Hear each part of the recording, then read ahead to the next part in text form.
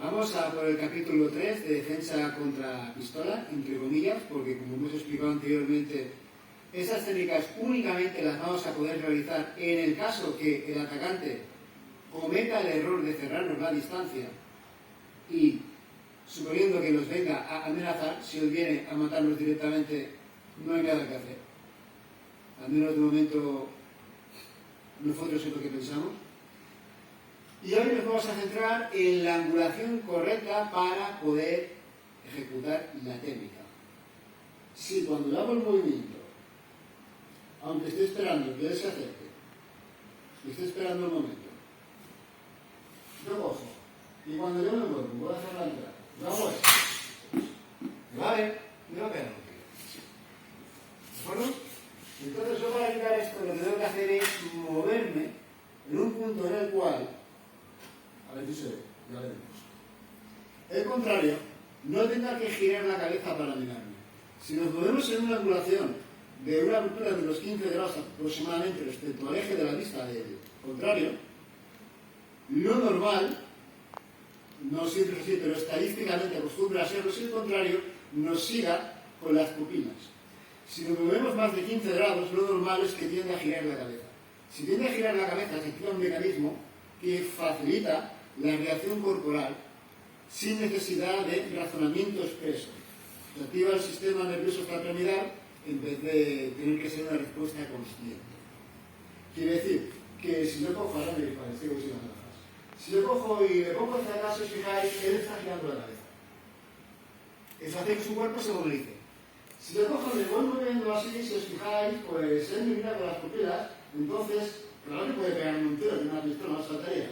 Pero tiene que dar la orden mentalmente, no va a ser un gesto automático, que es lo que tenemos que evitar.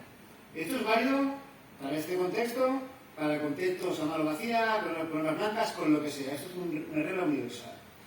Y bueno, hoy os proponemos esa técnica para estudiar, partiendo de este principio.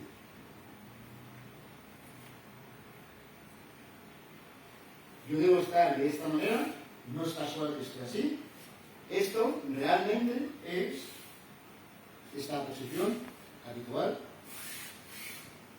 45 grados en la pierna detrás, solo que en vez de estar aquí, que va a ser súper obvio lo que voy a hacer, yo tengo la posición escondida para poder triangular en una dirección o en la otra sin que el centro. Yo estoy puesto handy, pasa que lo escondo, buscando que cuando él me cierre la distancia yo pueda entrar acá. Y en este caso en concreto, por ejemplo, lo que yo puedo hacer a partir de aquí es, por ejemplo, un guille me quiero sacar y desde aquí disparar.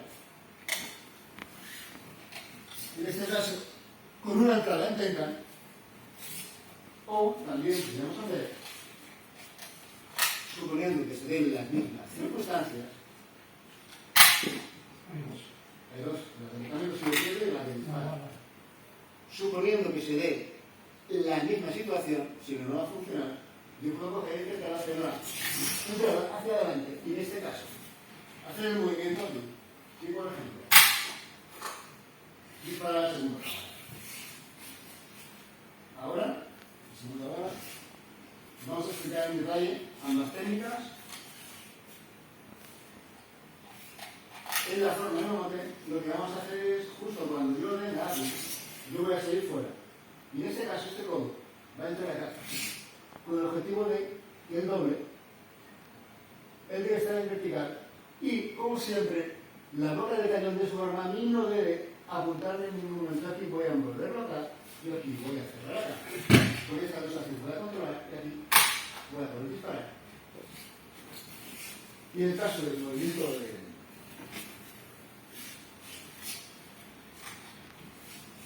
el uno, en este caso,